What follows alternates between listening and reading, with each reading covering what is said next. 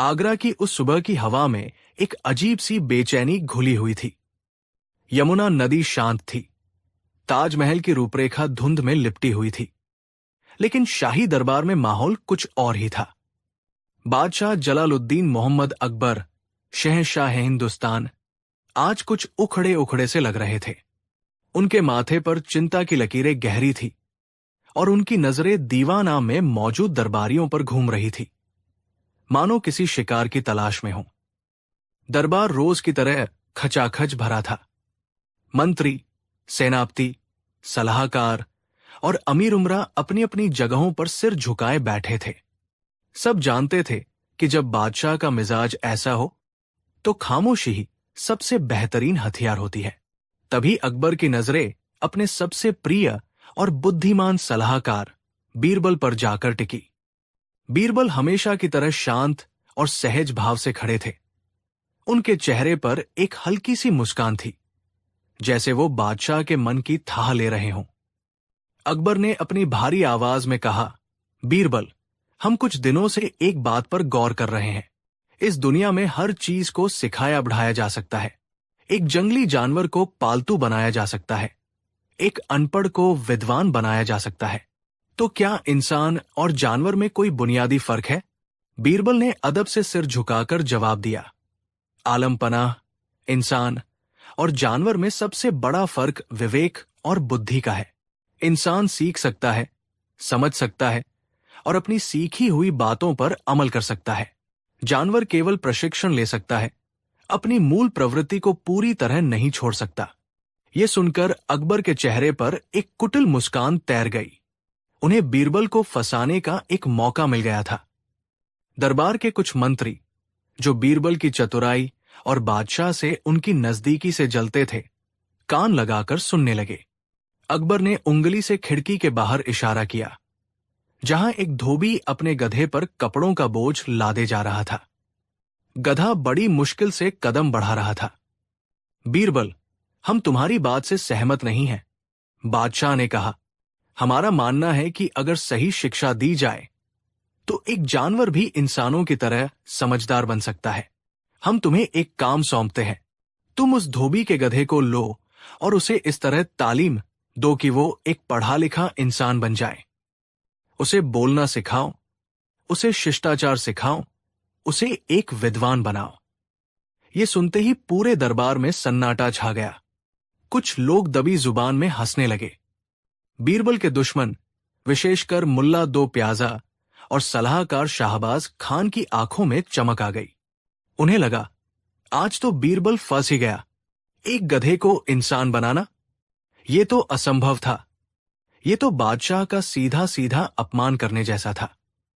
अगर बीरबल ने मना किया तो बादशाह का हुक्म टालने का आरोप लगेगा, और अगर हामी भरी तो ये काम पूरा न कर पाने पर जिल्लत झेलनी पड़ेगी। शाहबाज खान ने आगे बढ़कर कहा, जहांपनाह, ये तो बीरबल की बुद्धिमानी की असली परीक्षा होगी। हम सब देखना चाहेंगे कि बीरबल जी एक गधे को कैसे इंसान बनाते हैं। उसकी आवाज में व्यंग्य साफ झलक रहा था। बीरबल शांत रहे। उन्होंने एक पल के लिए अपनी आंखें बंद की, जैसे कुछ सोच रहे हों। फिर उन्होंने बादशाह की ओर देखा और कहा, आलमपना, आपका हुक्म सर आंखों पर। मैं इस गधे को शिक्षित करने की पूरी कोशिश करूंगा, लेकिन मेरी कुछ शर्तें हैं। अकबर ने उत्सुकता से पूछा, कैसी शर्तें? बीरबल ने कहा, पहली शर्त यह है कि इस शिक्षा के लिए मुझे 6 महीने का समय दिया जाए। दूसरी, इस गधे की शिक्षा और रहने सहने के लिए मुझे शाही खजाने से 1000 सोने की मोहरें दी जाएं, क्योंकि एक विद्वान को तैयार करने में खर्च तो आता ही है। और तीसरी और सबसे जरूरी शर्त यह है कि इन 6 महीनों के दौरान कोई भी मेरे काम में दखल नहीं देगा। नहीं कोई ये जानने की कोशिश करेगा कि मैं गधे को किस तरह पढ़ा रहा हूं। मेरी पाठशाला पूरी तरह से गोपनीय रहेगी। अकबर बीरबल की अजीब शर्तों पर हैरान हुए, लेकिन उन्हें यह चुनौती इतनी मजेदार लगी कि वो तुरंत मान गए।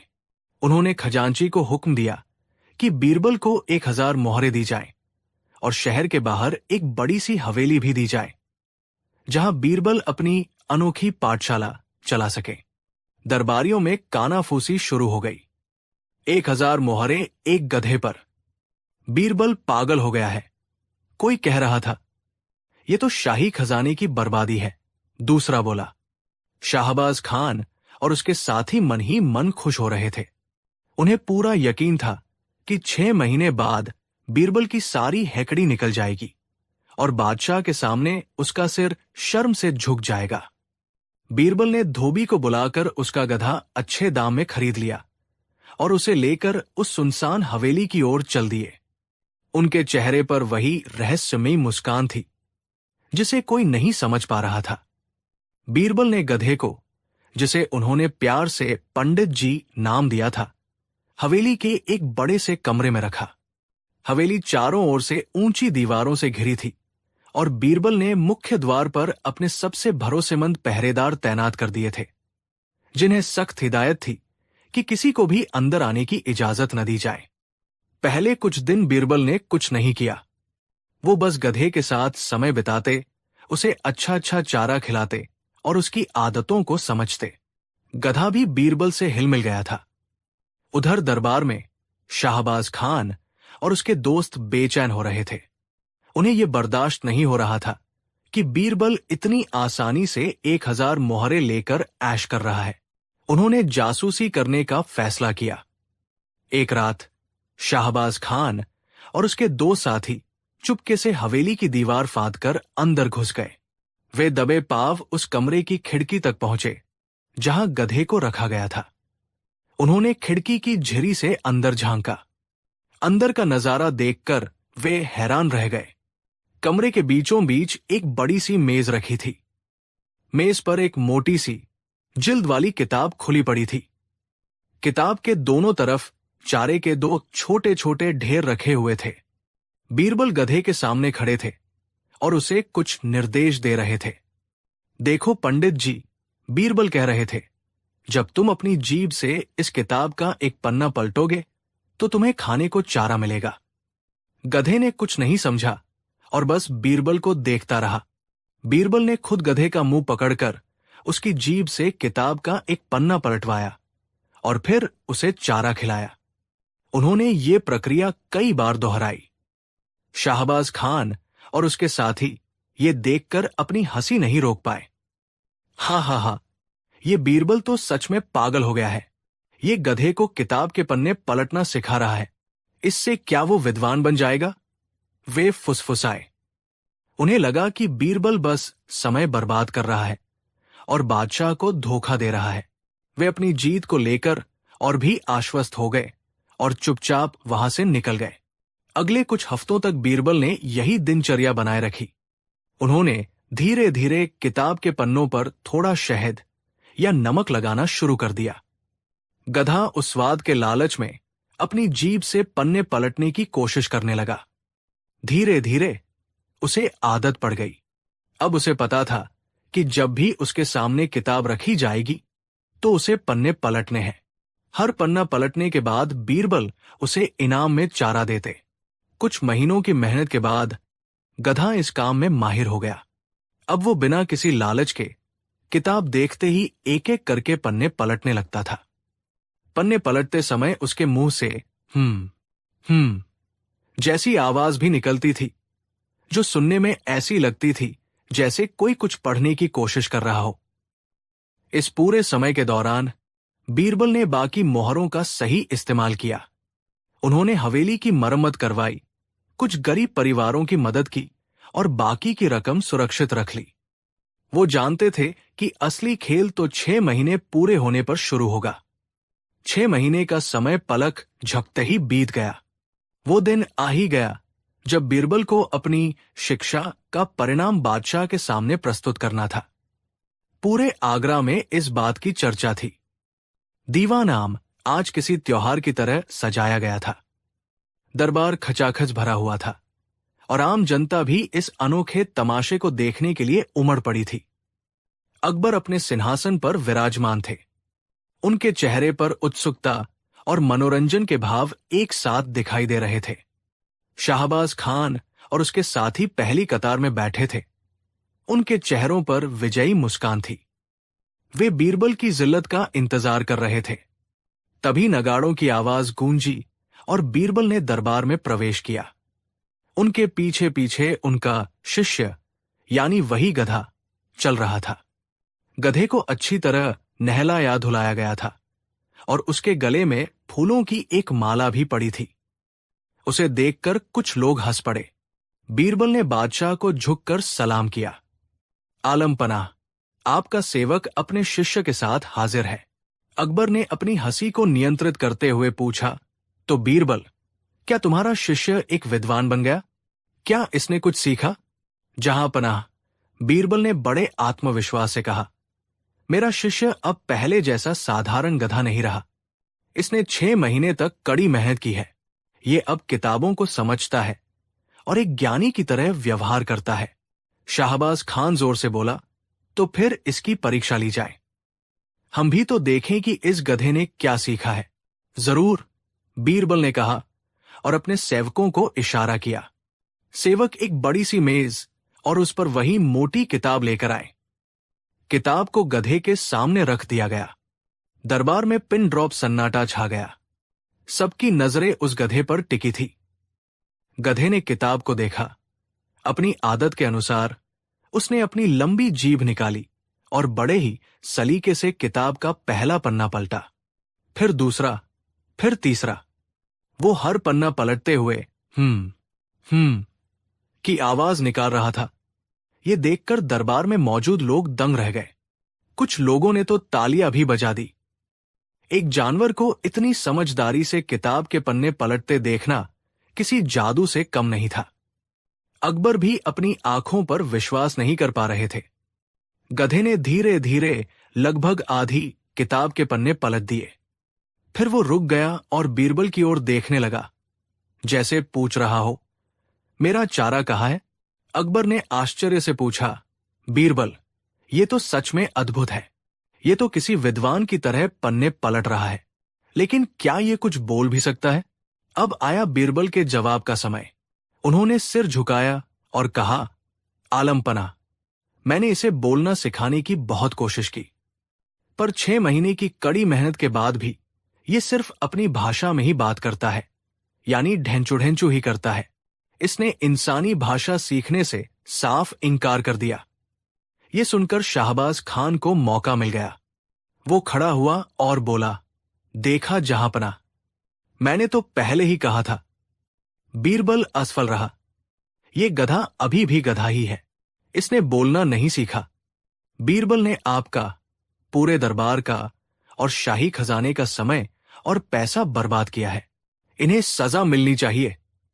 दरबार में कई लोग उसकी हां में हां मिलाने लगे। अकबर भी सोच में पड़ गए। बात तो सही थी।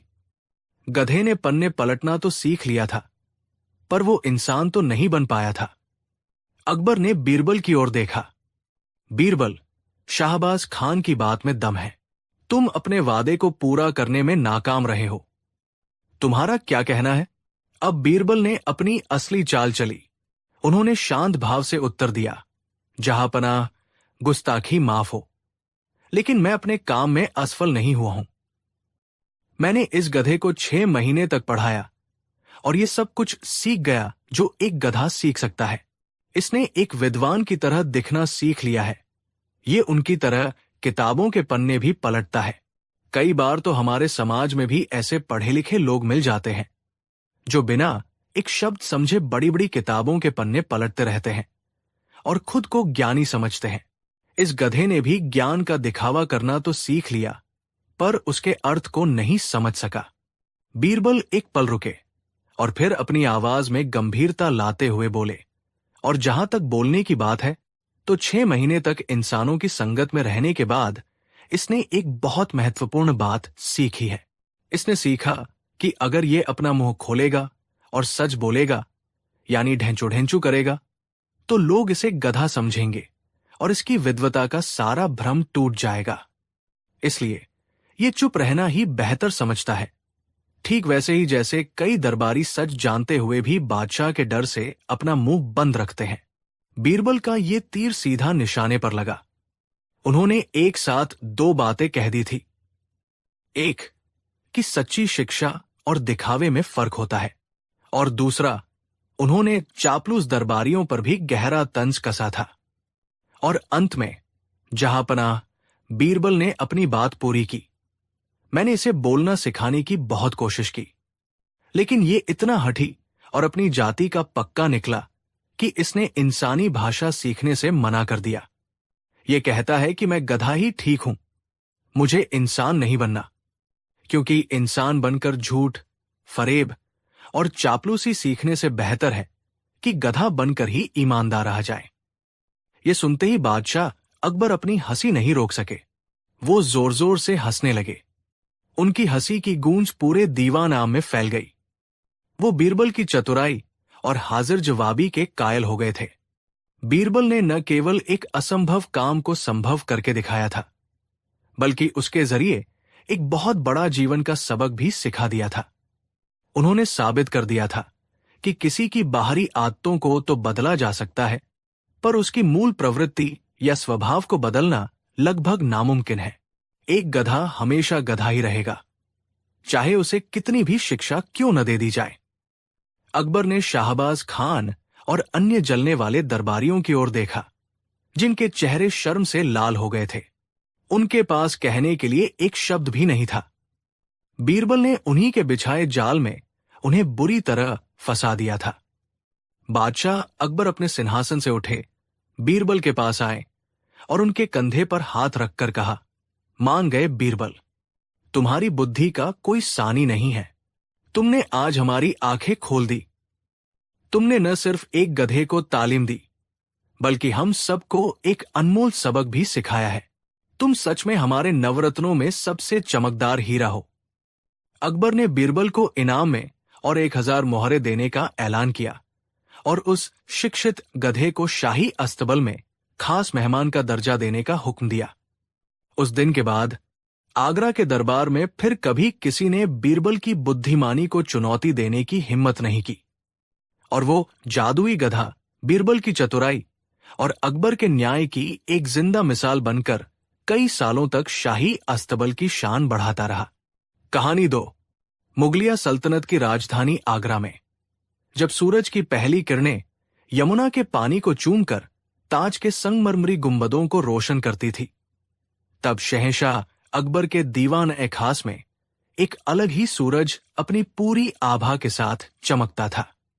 वो सूरज थे बीरबल। बीरबल सिर्फ एक मंत्री नहीं थे, वो अकबर की परछाई थे, एक ऐसा आईना जिसमें शहंशाह को हमेशा सच नजर आता था। उनकी हाजिर जवाबी और न्यायप्रियता के किस्से सरहदों को पार कर अफवाहों की शक्ल में दूर दूर तक फैले हुए थे। लेकिन जिस पेड़ पर सबसे मीठे फल लगते हैं, पत्थर भी उसी पर सबसे ज्यादा फेंके जाते हैं। दरबार में ऐसे लोगों की कमी नहीं थी जो बीरबल की इस शोहरत से जलते थे। उन्हें लगता था कि एक साधारण ब्राह्मण, जो न तो किसी शाही खानदान से था और न ही कोई महान योद्धा, आखिर शहंशाह के इतना करीब कैसे हो सकता है। इस जलन की आग में सबसे ज्यादा घी डालने का काम करते थे शहंशाह अकबर के साले साहब शाहबाज खान। शाहबाज खान मलिका हिंदुस्तान जोधा बाई के भाई थे। इस रिश्तेदारी ने उन्हें दरबार में एक खास रुतबा दिया था, लेकिन उनका दिल हमेशा इस बात से कुढ़ता रहता था कि शहंशाह सल्तनत के सबसे अहम फैसले लेने से पहले उनसे नहीं, बल्कि बीरबल से सलाह लेते थे। शाहबाज खान खुद को एक महान योद्धा और रणनीतिकार समझते थे। उनकी तलवारबाजी और घुड़सवारी के चर्चे भी खूब थे। उन्हें अपने बाहुबल और शाही खून पर इतना घमंड था कि बीरबल की बुद्धि उन्हें किसी बाजीगर के हाथ की सफाई से ज्यादा कुछ नहीं लगती थी। वो अक्सर अपने साथियों से कहते, ये बीरबल तो बस मीठी मीठी बातें करके और लतीफे सुनाकर शहंशाह को बहलाता है। अगर असली परीक्षा का वक्त आया तो इसकी सारी चतुराई धरी की धरी रह जाएगी। सल्तनत दिमाग से नहीं, तलवार की ताकत से चलती है। शाहबाज खान मौके की तलाश में थे, एक ऐसा मौका जब वो पूरे दरबार के सामने बीरबल को नीचा दिखा सकें और साबित कर सकें कि असली काबिलियत बुद्धि में नहीं, बल्कि ताकत और रुतबे में होती है। और वो मौका उन्हें जल्द ही मिल गया। एक शाम दरबार में जश्न का माहौल था। किसी पड़ोसी राज्य पर मिली एक बड़ी जीत का जश्न मनाया जा रहा था। संगीत और नृत्य का दौर चल रहा था। शहंशाह अकबर बहुत खुश थे और अपने नवरत्नों की तारीफ कर रहे थे। उन्होंने खासकर बीरबल की उस सलाह की प्रशंसा की जिसने बिना खून बहाए एक मुश्किल संधि को संभव बना दिया था। यह सुनकर शाहबाज खान का खून खौल उठा। उनसे रहा नहीं गया। वो अपनी जगह से उठे और बोले, जहां पनाह, आपकी जीत के लिए मुबारकबाद। बेशक बीरबल जी की सलाहें सोने में तौलने लायक होती है, लेकिन गुस्ताखी माफ हो, सलाह देना और मैदान में उतरकर तलवार चलाना, दोनों में जमीन आसमान का फर्क होता है। उनकी इस बात से दरबार में एक अजीब सी खामोशी छा गई। सब समझ गए कि यह सिर्फ एक टिप्पणी नहीं बल्कि एक सीधी चुनौती है। अकबर ने अपनी भ्रिकुटी चढ़ाते हुए पूछा, साफ साफ कहो शाहबाज खान, तुम कहना क्या चाहते हो? शाहबाज खान ने एक तिरछी नजर बीरबल पर डाली और कहा, आलम पनाह, मैं बस ये कहना चाहता हूं कि बीरबल जी हर समस्या का हल अपनी जुबान से निकाल लेते हैं। मैं ये देखना चाहता हूं कि क्या वो उन कामों को भी कर सकते हैं जिनमें जुबान नहीं बल्कि हिम्मत, समझ और काबिलियत की जरूरत पड़ती है। मैं उन्हें 3 छोटी छोटी चुनौतियां देना चाहता हूं। अगर वो इन्हें पूरा कर पाए तो मैं आज इसी भरे दरबार में मान लूंगा कि वो मुझसे श्रेष्ठ है और फिर कभी उनकी काबिलियत पर सवाल नहीं उठाऊंगा। ये बीरबल को अपमानित करने की एक खुली साजिश थी। शाहबाज खान ने ऐसी चुनौतियां सोची थी जो देखने में तो साधारण लगे, लेकिन असल में बीरबल जैसे दरबारी के लिए उन्हें पूरा करना नामुमकिन हो। अकबर कुछ कहते उससे पहले ही बीरबल अपनी जगह से उठे। उनके चेहरे पर हमेशा की तरह एक शांत मुस्कान थी। मुझे आपकी चुनौती स्वीकार है खान साहब, बस ये बता दीजिए कि मुझे करना क्या है। शाहबाज खान के चेहरे पर एक कुटिल मुस्कान तैर गई। उन्होंने अपनी 3 उंगलियां हवा में उठाते हुए कहा, मेरी पहली चुनौती, तुम्हें कल सुबह तक शाही अस्तबल के सबसे अड़ियल और गुस्सैल घोड़े तूफान को बिना चाबुक या किसी हथियार के काबू में करना होगा और उस पर सवारी करके दरबार में हाजिर होना होगा। ये सुनते ही दरबारियों के रोंगटे खड़े हो गए। तूफान कोई मामूली घोड़ा नहीं था। वो ईरान के शाह द्वारा भेजा गया एक तोहफा था जो अपनी ताकत और खूबसूरती के लिए जितना मशहूर था, उससे कहीं ज्यादा अपने खतरनाक गुस्से के लिए बदनाम था। उसने आज तक किसी को अपनी पीठ पर टिकने नहीं दिया था। कई माहिर घुड़सवारों की हड्डियां तुड़वा चुका था। उसे काबू में करने की कोशिश करना सीधे सीधे मौत को दावत देने जैसा था। शाहबाज खान ने सोचा था कि बीरबल, जो एक ब्राह्मण थे और जिनका युद्ध कला से दूर दूर तक कोई वास्ता नहीं था, वो या तो डर के मारे मना कर देंगे या फिर कोशिश में अपनी जान जोखिम में डाल देंगे। मेरी दूसरी चुनौती, शाहबाज खान ने अपनी आवाज और बुलंद करते हुए कहा, तुम्हें एक ऐसा पत्र लिखना होगा जिसमें एक भी अक्षर ब का इस्तेमाल न हुआ हो, और उस पत्र में तुम्हें शहंशाह की शान में 100 शब्द लिखने होंगे। ये चुनौती और भी अजीब थी। ब अक्षर के बिना पत्र लिखना, खासकर जब बीरबल और बादशाह दोनों के नाम में ब आता हो, यह दिमागी कसरत का एक ऐसा खेल था जिसमें उलझकर रह जाना तय था। और मेरी आखिरी और सबसे बड़ी चुनौती, शाहबाज खान ने अपनी अंतिम कील ठोकते हुए कहा, तुम्हें बिना आग जलाए पानी को उबाल कर दिखाना होगा। अब तो हद हो गई, बिना आग के पानी उबालना, यह तो विज्ञान और प्रकृति के हर नियम के खिलाफ था। यह कोई चुनौती नहीं, ये जादू करने को कहने जैसा था। दरबारियों को यकीन हो गया कि इस बार बीरबल बुरी तरह फंस गए हैं। ये तीनों काम एक दूसरे से बिल्कुल अलग थे। एक में शारीरिक हिम्मत और समझ थी, दूसरे में दिमागी कसरत और तीसरे में तो असंभव को संभव करने की चुनौती थी। अकबर भी चिंतित हो गए। उन्होंने बीरबल से कहा, बीरबल, तुम ये चुनौती मानने के लिए बाध्य नहीं हो। तूफान कोई खिलौना नहीं है। लेकिन बीरबल ने सिर झुकाकर कहा, जहां पनाह, जब काबिलियत पर सवाल उठाया जाए तो हर चुनौती स्वीकार कर लेनी चाहिए। खान साहब को उनके जवाब कल शाम तक मिल जाएंगे। शाहबाज खान अपनी जीत पर मुस्कुराते हुए अपनी जगह पर जाकर बैठ गए। उन्हें पूरा यकीन था कि कल शाम बीरबल का सिर शर्म से झुका होगा। पहली चुनौती, अड़ियल घोड़े पर सवारी। उस रात बीरबल शाही अस्तबल गए। तूफान सच में अपनी नस्ल का शहंशाह था। काले रंग का चमचमाता शरीर, हवा में लहराती पूंछ और आंखों में एक जंगली आग। वो किसी को भी अपने पास फटकने नहीं दे रहा था। बीरबल ने उसे चाबुक या लगाम से काबू करने की कोशिश नहीं की। वो बस उसके बाड़े के बाहर एक स्टूल पर बैठ गए और उसे गौर से देखने लगे। घंटों बीत गए। बीरबल न हिले, न कुछ बोले। वो बस उसे देखते रहे। तूफान पहले तो उन पर गुर्राता रहा, हिनहिनाता रहा, लेकिन जब उसने देखा कि ये आदमी उसे कोई नुकसान नहीं पहुंचा रहा, तो उसका गुस्सा धीरे धीरे शांत होने लगा। देर रात बीरबल ने शाही बावर्ची खाने से कुछ गुड़ और चने मंगवाए और उन्हें बाड़े के अंदर फेंक दिया। तूफान ने पहले तो उन्हें सूंघा, फिर धीरे धीरे खाने लगा। बीरबल ने यह प्रक्रिया कई बार दोहराई। फिर उन्होंने अस्तबल के सबसे पुराने और अनुभवी साइस को बुलाया, जो तूफान की फितरत को समझता था। उन्होंने साइस से घंटों बात की। तूफान की आदतें, उसका डर, उसकी पसंद नापसंद, सब कुछ जाना। अगली सुबह जब दरबार लगने वाला था, शाहबाज खान और बाकी दरबारी अस्तबल के बाहर जमा हो गए। वो बीरबल की नाकामी का तमाशा देखने आए थे। बीरबल अस्तबल के अंदर गए, लेकिन इस बार वो अकेले नहीं थे। उनके साथ साइस एक घोड़ी को लेकर आया, जो अस्तबल की सबसे शांत और सुंदर घोड़ी थी। तूफान उस घोड़ी को देखकर बेचैन हो उठा। बीरबल ने साइस को इशारा किया और वो घोड़ी को लेकर अस्तबल से बाहर जाने लगा। तूफान अपनी साथी को जाते देख और भी ज्यादा बेचैन हो गया। वो जोर जोर से हिनहिनाने लगा। बीरबल धीरे धीरे उसके पास गए और प्यार से उसकी गर्दन सहलाने लगे। इस बार तूफान ने कोई विरोध नहीं किया। उसका ध्यान उस घोड़ी पर था। बीरबल ने साइस से इशारे में कुछ कहा। साइस ने घोड़ी को कुछ दूर ले जाकर रोक दिया। अब बीरबल धीरे से तूफान की पीठ पर चढ़ गए।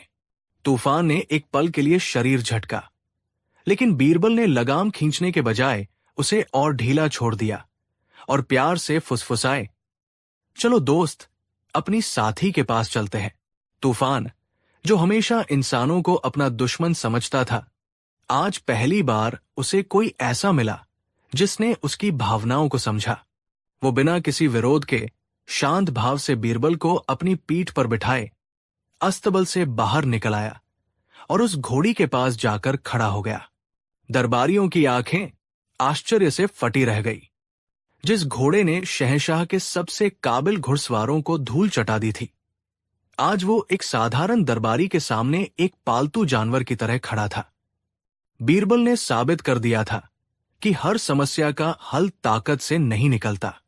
कभी कभी समझ, धैर्य और प्रेम सबसे बड़े हथियार साबित होते हैं। उन्होंने घोड़े के शरीर को नहीं, उसकी आत्मा को जीता था। शाहबाज खान को अपनी पहली और सबसे करारी हार स्वीकार करनी पड़ी। अब बारी दूसरी चुनौती की थी। शाहबाज खान ने कहा, ठीक है, एक काम तो तुमने जैसे तैसे कर लिया। अब वो पत्र दिखाओ जिसमें शहंशाह की शान में सो शब्द हो और ब अक्षर का इस्तेमाल न हुआ हो।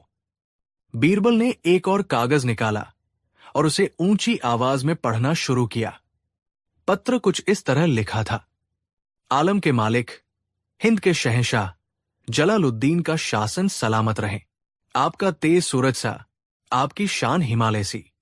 आपकी हुकूमत में हर कोई सुखी है। आपकी दया की कोई सीमा नहीं। आप न्याय के रक्षक हैं। आपकी फौज फौलादी है। आपका दिल सोने का है। हर खास ओ आम आपकी लंबी आयु की कामना करता है। आप महान हैं। आप अजय हैं। आपका यश हमेशा कायम रहे। बीरबल पढ़ते गए और दरबारी हैरान होते गए। उन्होंने 100 से ज्यादा शब्द कहे, शहंशाह की जमकर तारीफ की, लेकिन एक बार भी ब अक्षर का इस्तेमाल नहीं किया। यहां तक कि उन्होंने अकबर या बीरबल जैसे शब्द भी इस्तेमाल नहीं किए। उन्होंने इतनी चतुराई से समानार्थी शब्दों का प्रयोग किया था कि पत्र का अर्थ भी पूरा हो गया और शर्त भी नहीं टूटी। शाहबाज खान की गर्दन शर्म से और झुक गई। उन्होंने सोचा था कि बीरबल इस भाषाई जाल में जरूर फंसेंगे, लेकिन बीरबल तो शब्दों के जादूगर निकले। अब बची थी आखिरी और सबसे असंभव चुनौती। शाहबाज खान को अब भी उम्मीद थी। यह कोई दिमागी खेल नहीं था, यह प्रकृति का नियम था। ठीक है बीरबल, तुम्हारी जुबान और दिमाग दोनों तेज है, मानता हूं, लेकिन अब वो करके दिखाओ जो नामुमकिन है। लाओ वो पानी जो बिना आग के उबल रहा हो। बीरबल मुस्कुराए और अपने एक सेवक को इशारा किया। सेवक एक बड़े से कांच के मर्तबान में पानी लेकर आया। पानी बिल्कुल शांत और ठंडा था। बीरबल ने मर्तबान को दरबार के बीचों बीच रख दिया और फिर अपने थैले से एक छोटी सी पुड़िया निकाली। जहां पनाह, इस पुड़िया में एक ऐसा चमत्कारी पत्थर है जो ईरान के एक सुल्तान ने मुझे भेंट किया था।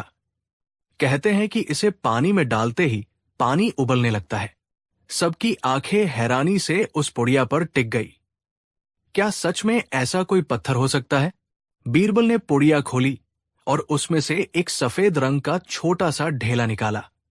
उन्होंने उसे हाथ में लेकर कुछ मंत्र पढ़ने का नाटक किया और फिर उसे पानी के मर्तबान में डाल दिया।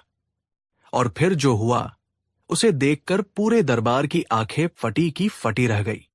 जैसे ही वो ढेला पानी में गया, पानी के अंदर से तेजी से बुलबुले उठने लगे।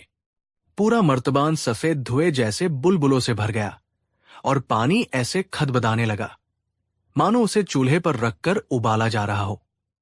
पानी से हल्की हल्की गर्मी भी महसूस होने लगी थी। ये एक चमत्कार था। बिना आग के पानी उबल रहा था।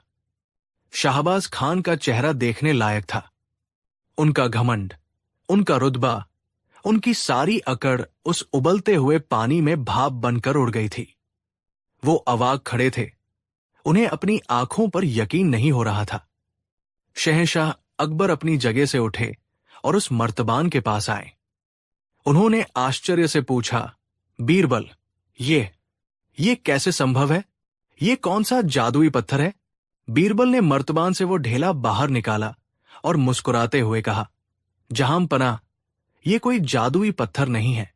ये तो मामूली अनबुझा चूना, क्विक लाइम है। उन्होंने समझाया, विज्ञान का एक साधारण सा नियम है, जहां पनाह, जब अनबुझे चूने को पानी में डाला जाता है तो एक रासायनिक क्रिया होती है जिससे बहुत ज्यादा गर्मी पैदा होती है। ये गर्मी ही पानी में बुलबुले पैदा करती है और उसे ऐसा दिखाती है मानो वो उबल रहा हो। मैंने आग का इस्तेमाल नहीं किया, मैंने सिर्फ रसायन की गर्मी का इस्तेमाल किया है। यह सुनकर शहंशाह अकबर ठहाका मारकर हंस पड़े। उन्होंने शाहबाज खान की ओर देखा, जो अब शर्म से पानी पानी हो चुके थे। अकबर ने कहा, शाहबाज खान, आज तुम्हारी आंखों से घमंड का पर्दा हट गया होगा। बीरबल ने साबित कर दिया कि सच्ची ताकत तलवार की धार में या शाही खून में नहीं होती। सच्ची ताकत होती है ज्ञान में, बुद्धि में और सोच के उस दायरे में जहां असंभव भी संभव लगने लगता है। शाहबाज खान ने आगे बढ़कर बीरबल के सामने अपना सिर झुका दिया। मुझे माफ कर दो बीरबल, मैं अपने घमंड में अंधा हो गया था। आज मैं मानता हूं कि तुम सिर्फ शहंशाह के नहीं बल्कि पूरी सल्तनत के सबसे कीमती नवरत्न हो। और इस तरह बीरबल ने एक बार फिर अपनी असाधारण बुद्धि से न सिर्फ एक असंभव चुनौती को पूरा किया, बल्कि एक घमंडी इंसान को इंसानियत और ज्ञान का सबसे बड़ा सबक भी सिखाया। ये कहानी हमें बताती है कि दुनिया में कोई भी चुनौती बड़ी नहीं होती, बस उसे देखने का हमारा नजरिया सही होना चाहिए। कहानी 3, आगरा का दीवान ए खास, जहां हर सुबह एक नया इतिहास लिखा जाता था। शहंशाह अकबर के नवरत्नों की चमक से यह दरबार हमेशा रोशन रहता था, लेकिन इस चमक के केंद्र में थे बीरबल। बीरबल सिर्फ एक मंत्री नहीं बल्कि अकबर की आत्मा की आवाज थे। उनकी बुद्धि का लोहा पूरी सल्तनत मानती थी, लेकिन जहां रोशनी होती है वहां परछाइयां भी गहरी होती है। दरबार में कई ऐसे अमीर उम्रा और मंत्री थे जिनके दिलों में बीरबल के लिए सम्मान नहीं बल्कि ईर्ष्या की आग धधकती थी। इनमें सबसे आगे थे अकबर के साले साहब शाहबाज खान। शाहबाज खान को अपनी शाही रिश्तेदारी और अपनी सैन्य ताकत पर बड़ा घमंड था। उन्हें यह बात कांटे की तरह चुभती थी कि शहंशाह युद्ध के मैदान में उनसे सलाह लेते थे, लेकिन सल्तनत के सबसे मुश्किल फैसले एक साधारण ब्राह्मण की सलाह पर करते थे। उनके साथ थे मुल्ला दो प्याजा और हकीम नुसरत, जो खुद को बीरबल से बड़ा ज्ञानी समझते थे, लेकिन हर बार बीरबल के सामने फीके पड़ जाते थे। इन तीनों ने मिलकर एक ऐसा षड्यंत्र रचा जो उन्हें लगा कि बीरबल की बुद्धि के ताबूत में आखिरी कील साबित होगा। वे जानते थे कि बीरबल को सीधे सीधे चुनौती देना मूर्खता है, इसलिए उन्होंने एक ऐसा जाल बुना जिसमें धर्म, प्रजा और शाही खजाने तीनों को शामिल कर लिया गया। एक दिन जब दरबार खचाखच भरा हुआ था, शाहबाज खान बड़ी विनम्रता का नकाब ओढ़े शहंशाह अकबर के सामने पेश हुए। आलम पनाह, गुस्ताखी माफ हो, लेकिन आज मैं पूरे दरबार और प्रजा की ओर से एक चिंता व्यक्त करना चाहता हूं। अकबर ने हैरानी से पूछा, क्या बात है शाहबाज खान? कहो। जहां पनाह, शाहबाज खान ने बोलना शुरू किया। हम सब जानते हैं कि बीरबल आपकी आंखों के तारे हैं और उनकी बुद्धि का कोई सानी नहीं, लेकिन कई बार बुद्धि और योग्यता दो अलग अलग चीजें होती है। हमें लगता है कि मुख्य सलाहकार का पद एक ऐसी जिम्मेदारी है जिसके लिए सिर्फ बुद्धि ही नहीं बल्कि हर तरह की काबिलियत होनी चाहिए। हम चाहते हैं कि बीरबल अपनी योग्यता की एक सार्वजनिक परीक्षा दे ताकि प्रजा के मन में कोई शंका न रहे। ये सुनते ही दरबार में कानाफूसी शुरू हो गई। ये बीरबल पर सीधा हमला था। अकबर को गुस्सा तो आया, लेकिन शाहबाज खान ने प्रजा का नाम लेकर उन्हें धर्म संकट में डाल दिया था। बीरबल, जो हमेशा की तरह शांत थे, आगे आए और बोले, मुझे अपनी योग्यता साबित करने में कोई आपत्ति नहीं है। आप बताएं, मुझे क्या करना होगा? अब मुल्ला दो प्याजा आगे आए और अपनी कुटिल मुस्कान के साथ बोले, ये कोई साधारण परीक्षा नहीं होगी। बीरबल, तुम्हें 3 ऐसे काम करने होंगे जो आज तक इस दुनिया में कोई नहीं कर पाया। ये 3 काम सल्तनत की 3 सबसे बड़ी जरूरतों से जुड़े हैं: पानी, पैसा और विश्वास। दरबार में सन्नाटा छा गया। सब समझ गए कि ये कोई मामूली चुनौती नहीं बल्कि एक चक्रव्यूह है। शाहबाज खान ने पहली शर्त रखी, बीरबल, तुम्हें इसी यमुना नदी के बीचों बीच बिना किसी नाव या सहारे के एक ऐसा कुआं खोदना होगा जिससे मीठा पानी निकले, और ये काम तुम्हें सिर्फ 7 दिन के अंदर करना है। ये शर्त सुनते ही दरबारियों के होश उड़ गए। नदी के बीच में कुआं खोदना, वो भी ऐसा जिससे खारा नहीं, मीठा पानी निकले, ये तो प्रकृति के नियमों के खिलाफ था। ये असंभव था। हकीम नुसरत ने दूसरी शर्त सामने रखी, बीरबल, तुम्हें शाही खजाने से एक पैसा भी लिए बिना सिर्फ 10 दिन के अंदर आगरा के सभी गरीबों और जरूरतमंदों के लिए 1 महीने के भोजन का प्रबंध करना होगा। खैरात नहीं, बल्कि ऐसा प्रबंध जिससे उनका पेट भी भरे और सम्मान भी बना रहे। ये दूसरी शर्त पहली से भी ज्यादा मुश्किल थी।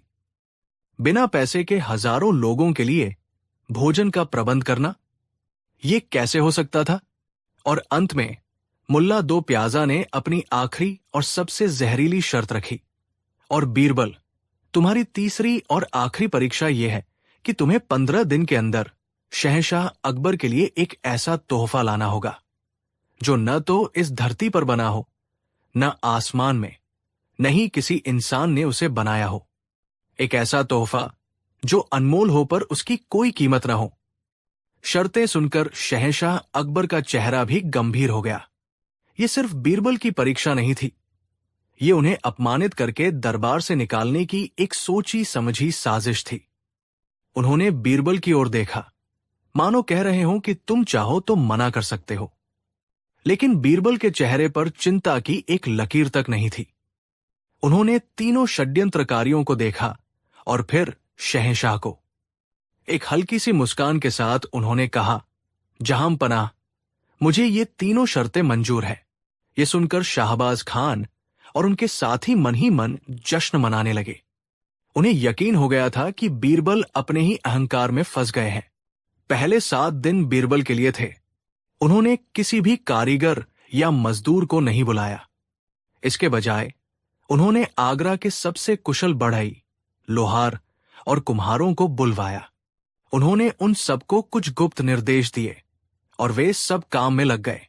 दरबार में हर रोज मजाक उड़ता। देखो, 7 दिन में से 3 दिन निकल गए और बीरबल ने एक फावड़ा तक नहीं उठाया, शाहबाज खान कहते। छठे दिन बीरबल ने शहंशाह अकबर और पूरे दरबार को यमुना के किनारे आने का निमंत्रण दिया। जब सब वहां पहुंचे तो उन्होंने देखा कि नदी के किनारे लकड़ी, लोहे और मिट्टी से बनी एक अजीबोगरीब, विशालकाय, खोखली नली जैसी चीज रखी है। ये इतनी बड़ी थी कि कई आदमी इसके अंदर खड़े हो सकते थे। इसके एक सिरे पर लोहे का एक नुकीला और भारी हिस्सा लगा था। बीरबल ने मजदूरों को आदेश दिया। मजदूरों ने उस विशाल नली को नदी के बीचों बीच उस जगह पर खड़ा कर दिया जहां पानी का बहाव सबसे कम था। फिर उन्होंने उस नली के ऊपर एक भारी चबूतरा बनाया और उस पर बड़े बड़े पत्थर रखने शुरू कर दिए। पत्थरों के वजन से लोहे का नुकीला सिरा धीरे धीरे नदी की सतह के नीचे की रेत और मिट्टी में धंसने लगा। शाहबाज खान ने मजाक उड़ाया, हाँ, ये क्या कर रहे हो बीरबल? तुम कुआं खोद रहे हो या नदी में खंभा गाड़ रहे हो? बीरबल मुस्कुराए और बोले, सब्र रखिए खान साहब। जैसे जैसे नली नीचे धंसती गई, उसके अंदर का नदी का पानी बाहर निकाल दिया गया। यह प्रक्रिया तब तक चलती रही जब तक नली नदी की सतह के कई फुट नीचे एक ऐसी चट्टानी परत तक नहीं पहुंच गई जहां नदी का खारा पानी नहीं पहुंच सकता था। अब उस नली के अंदर एक सूखा, गहरा गड्ढा बन चुका था जो चारों तरफ से नदी के पानी से सुरक्षित था। अब बीरबल ने मजदूरों को उस नली के अंदर जाकर खुदाई करने का आदेश दिया। मजदूरों ने खुदाई शुरू की और कुछ ही फुट खोदने के बाद जमीन के नीचे से पानी का एक सोता फूट पड़ा। बीरबल ने एक बर्तन में उस पानी को निकाला और शहंशाह अकबर को पेश किया। अकबर ने पानी पिया और उनकी आंखें आश्चर्य से फैल गई। वो पानी बिल्कुल मीठा और ताजा था। बीरबल ने समझाया, जहां पनाह, मैंने नदी में कुआं नहीं खोदा। मैंने नदी के नीचे की जमीन में कुआं खोदा है। ये विशाल नली एक सुरक्षा कवच की तरह है जो नदी के खारे पानी को जमीन के मीठे पानी से मिलने से रोकती है। पूरा दरबार बीरबल की इस असाधारण इंजीनियरिंग और बुद्धि को देखकर दंग रह गया। शाहबाज खान का मुंह शर्म से लटक गया। बीरबल ने पहला असंभव काम संभव कर दिखाया था। अब बारी दूसरी शर्त की थी। 10 दिन का समय था और एक पैसा भी खर्च नहीं करना था। बीरबल ने अगले दिन पूरे आगरा में ढिंढोरा पिटवा दिया। शहंशाह अकबर की ओर से ऐलान। 10 दिन बाद शहर के सबसे बड़े मैदान में एक विशाल भोज का आयोजन किया जा रहा है। इस भोज में दुनिया की सबसे स्वादिष्ट खिचड़ी पकाई जाएगी। आगरा के हर नागरिक को इस भोज में सादर आमंत्रित किया जाता है। शर्त बस इतनी है कि हर परिवार को इस शाही खिचड़ी में अपना योगदान देना होगा। हर घर से बस एक मुट्ठी चावल और एक चुटकी दाल लेकर आना है। ये ऐलान सुनकर हकीम नुसरत हंसे। एक मुट्ठी चावल से हजारों लोगों का पेट भरेगा? बीरबल पागल हो गए हैं। लेकिन बीरबल का ये ऐलान एक मनोवैज्ञानिक चाल थी। शाही भोज और दुनिया की सबसे स्वादिष्ट खिचड़ी जैसे शब्दों ने लोगों के मन में उत्साह भर दिया। हर कोई इस ऐतिहासिक भोज का हिस्सा बनना चाहता था। एक मुट्ठी चावल और एक चुटकी दाल देना किसी के लिए भी बड़ी बात नहीं थी। 10वें दिन शहर के मैदान का नजारा देखने लायक था। हजारों लोग, अमीर और गरीब, अपने अपने घरों से चावल और दाल लेकर आ रहे थे। कोई एक मुट्ठी लाया तो कोई शाही भोज में ज्यादा योगदान देने के लिए एक थैला भर लाया। देखते ही देखते मैदान में चावल और दाल के पहाड़ लग गए। बीरबल ने बड़े बड़े पतीलों में खिचड़ी पकवाने का इंतजाम किया।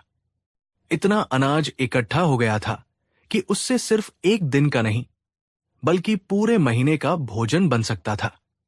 बीरबल ने घोषणा की कि ये शाही लंगर अगले एक महीने तक रोज चलेगा और कोई भी जरूरतमंद यहां आकर पेट भर सकता है। इस तरह बीरबल ने शाही खजाने से एक पैसा भी खर्च किए बिना लोगों की भागीदारी और सम्मान की भावना को जगाकर एक असंभव लगने वाले काम को पूरा कर दिया। उन्होंने न सिर्फ लोगों का पेट भरा बल्कि उन्हें एकता और सहयोग का एक शक्तिशाली पाठ भी पढ़ाया। हकीम नुसरत की बोलती बंद हो चुकी थी। अब बची थी आखिरी और सबसे रहस्यमयी शर्त, एक ऐसा तोहफा जो न धरती पर बना हो, न आसमान में, और न ही किसी इंसान ने उसे बनाया हो। 15 दिन का समय था। बीरबल पहले 10 दिन कहीं नजर नहीं आए। वो अपने घर में ही रहे। दरबार में अफवाहें उड़ने लगी कि बीरबल हार मान चुके हैं और शहर छोड़कर भागने की तैयारी में है। मुल्ला दो प्याजा हर रोज शहंशाह के कान भरते, मैंने तो पहले ही कहा था। जहां पनाह, बीरबल की चतुराई की एक सीमा है। 15वें दिन बीरबल दरबार में हाजिर हुए। उनके हाथ खाली थे। मुल्ला दो प्याजा ने व्यंग्य से पूछा, क्यों बीरबल, तोहफा कहाँ है, या खाली हाथ ही अपनी हार मानने आए हो? बीरबल मुस्कुराए और शहंशाह अकबर से बोले, जहां पनाह, मैं वो अनमोल तोहफा ले आया हूं, लेकिन उसे देखने के लिए आपको मेरे साथ चलना होगा। अकबर और पूरा दरबार बीरबल के पीछे पीछे चल पड़ा। बीरबल उन्हें किसी महल या बाजार में नहीं बल्कि शहर के उस हिस्से में ले गए जहां सबसे गरीब लोग रहते थे। वो उन्हें एक छोटी सी टूटी फूटी झोपड़ी के सामने ले गए। सब हैरान थे, यहां क्या तोहफा हो सकता है? बीरबल ने झोपड़ी का पर्दा उठाया। अंदर एक बूढ़ी मां लेटी हुई थी जो बहुत बीमार लग रही थी। उसकी आंखें बंद थी लेकिन उसके होंठ कांप रहे थे। बीरबल ने अकबर से कहा, जहां पनाह, आप बस चुपचाप देखिए और सुनिए। बूढ़ी मां के होठों से धीमी आवाज में शब्द निकल रहे थे। वो कह रही थी, हे अल्लाह, मेरे शहंशाह अकबर को सलामत रखना, उन्हें लंबी उम्र देना। वो हमारी कितनी फिक्र करते हैं। उन्हीं की वजह से आज एक महीने से मेरे बच्चों को भूखा नहीं सोना पड़ रहा। उस फरिश्ते बीरबल का भला करना जिसने ये सब किया, मेरे बादशाह पर कोई आंच ना आए। वो बूढ़ी औरत जो अपनी आखिरी सांसें गिन रही थी, अपनी तकलीफ भूलकर अपने बादशाह के लिए दुआ कर रही थी। उसकी आंखों से आंसू बह रहे थे, लेकिन वे आंसू कृतज्ञता और सच्ची श्रद्धा के थे। ये दृश्य देखकर शहंशाह अकबर का दिल भर आया।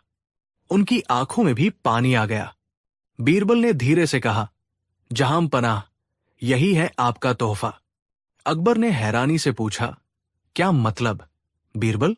बीरबल ने जवाब दिया, आलम पनाह, आपने एक ऐसा तोहफा मांगा था जो न धरती पर बना हो, न आसमान में।